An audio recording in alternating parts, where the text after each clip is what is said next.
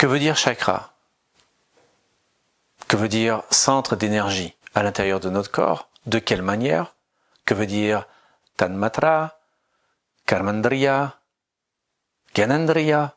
Que veulent dire ces symboles qui sont derrière moi, que les sages de l'Inde ancienne ont répertoriés sous forme d'idéogrammes, de pictogrammes? Que veut dire les animaux qui se trouvent à l'intérieur de ces symboles? Pourquoi sont-ils représentés sous forme de lotus?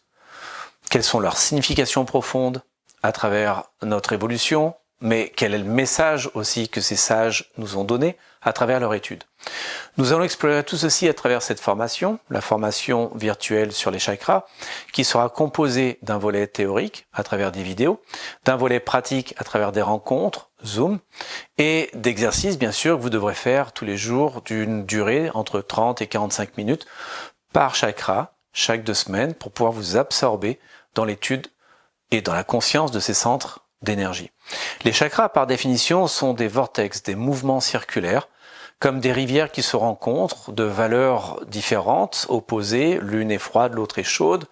On va dire que pour le chakra, c'est une énergie qui est physique d'un côté et qui est psychologique de l'autre côté, énergie mentale, et qui va complètement absorber nos organes, leur donner une énergie d'action physique, mais aussi de compréhension émotionnelle, psychologique. C'est pour ça que le corps nous parle, c'est pour ça que si on est stressé, notre estomac nous le fait sentir, c'est pour ça qu'on a une relation très forte avec notre incarnation au niveau de notre corps physique, mais aussi très forte avec notre spiritualité, mais nos énergies invisibles.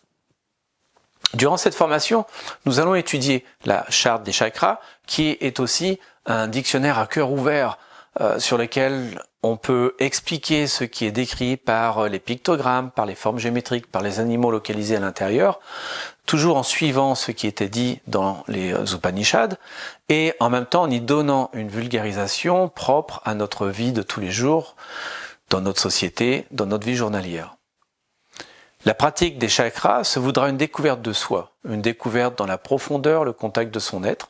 Pas obligatoirement de voir le chakra, pas obligatoirement de le ressentir en tant que tel, mais véritablement de s'éveiller aux différentes facettes que ces chakras symboliquement nous donnent par leurs symboles, bien sûr, leurs archétypes et leur pouvoir à l'intérieur de notre corps et de notre ressenti. Nous étudierons principalement, bien sûr, les chakras d'éveil qui sont localisés le long de la colonne vertébrale, non pas dans la colonne vertébrale, mais véritablement dans le corps énergétique qui est en correspondance à l'emplacement de la colonne vertébrale, donc du chakra racine Muladhara jusqu'au chakra d'éveil Ajna Chakra, et de là on verra comment l'humain évolue des parties les plus basses de sa psyché vers les parties les plus hautes au niveau de sa spiritualité, en passant par chacun des chakras, le long du corps, de la colonne vertébrale, et on fera des exercices, bien évidemment, pour se mettre en conscience avec leur présence.